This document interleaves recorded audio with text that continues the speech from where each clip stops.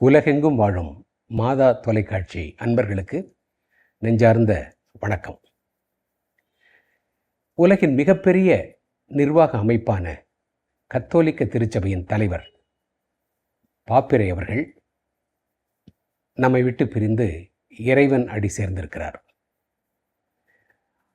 திருத்தந்தை பிரான்சிஸ் அவர்கள் பலவற்றிலும் முதன்மையானவர், முன்னோடியானவர். இதற்கு முன் நடந்திராதவற்றுக்கு கட்டியம் கூறுபவராக இருந்திருக்கிறார். பல்வேறு ஏற்றத்தாழ்வுகள், பொருளாதார சிக்கல்கள், அந்நிய ஆட்சி இவற்றால் பாதிக்கப்பட்ட லத்தீன் அமெரிக்க நாடுகள் என்று சொல்லப்படக்கூடிய தென் அமெரிக்காவிலிருந்து, அர்ஜென்டினாவிலிருந்து வந்தவர். இத்தனை சிறப்புகளை தன்னகத்தே கொண்ட திருத்தந்தை அவர்கள் தன்னுடைய பின்னணியின் முழு வீச்சினை திருச்சபையின் பயணத்தில் செலுத்தியவர். அவருடைய பின்னணி எத்தகையதோ அவற்றை முழுமையாக வெளிப்படுத்தும் விதமாக அவருடைய ஆட்சி காலம் இருந்தது. குறிப்பாக அவர் ஏழைகளின் திருத்தந்தையாக இருந்தார். அவர் ஒடுக்கப்பட்ட மக்களின், பொருளாதார ரீதியாக, சமூக ரீதியாக ஒடுக்கப்பட்ட மக்களின் குரலாக ஒலித்தார்.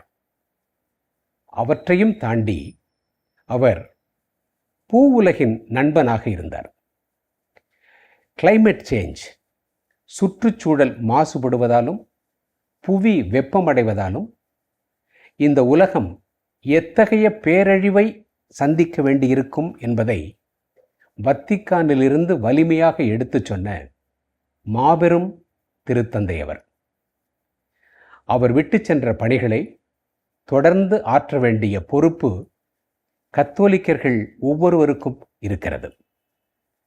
இங்கிலாந்தில் சொல்லுவார்கள், மன்னர் இறந்தால் சொல்லுவார்கள், the king is dead, long live the king என்பார்கள். மன்னர் மறைந்தார், மன்னர் வாழ்க.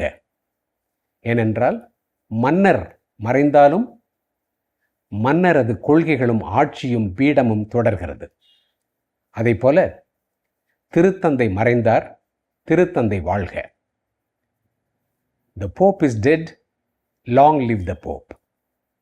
இறைவன் நம் அன்பிற்குரிய திருத்தந்தை பிரான்சிஸ் அவர்களுக்கு நித்திய இளைப்பாற்றியை தருவதற்கு அனைவரும் பிரார்த்திப்போம். வணக்கம்.